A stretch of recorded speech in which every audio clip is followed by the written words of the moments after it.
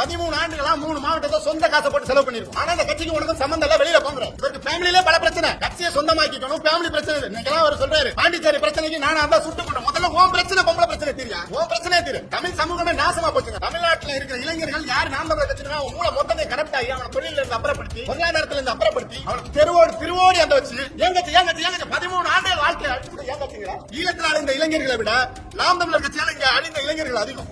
ஒரு மாவட்ட செயலாளர் கேட்காம கீழே இருக்கவங்களை கூப்பிட்டு கூட்டம் போடுறேன். என்ன திமிரு தெரியுமா? எல்லாம் சின்ன பயில நம்ம என்ன பண்ணி போடுவாங்க, நம்ம வாய் இருக்கு, எப்படி வேணாலும் வர சுட்டுப்படலாம் அப்படிங்கிற திமிரு. பணம் வசூலிக்கிறதுலே தான் குறியா இருக்கு. சின்னத்தை கூட பாதுகாக்க முடியும். 2021 மே மாசம் தேர்தல் ரிசல்ட் வருது. அப்பவே தெரியும் சின்ன நம்ம போராடுறது தான் கிடைக்கும். 6.57% தான் நம்ம வாக்கு வாங்கியிருக்கோம்.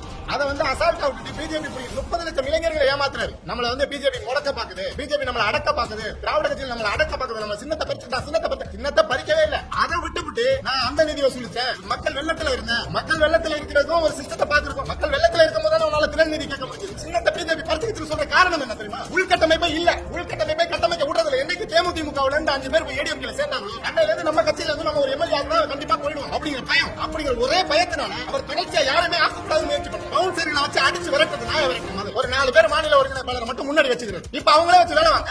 கட்சி என்னோடது நீ தான் சுத்தத்தானே விட்டு வளர்த்த கட்சியா? இப்ப நீவே வேலை பாரு. நீ ஒரு தொகுதி ஜெயிச்சு விடு.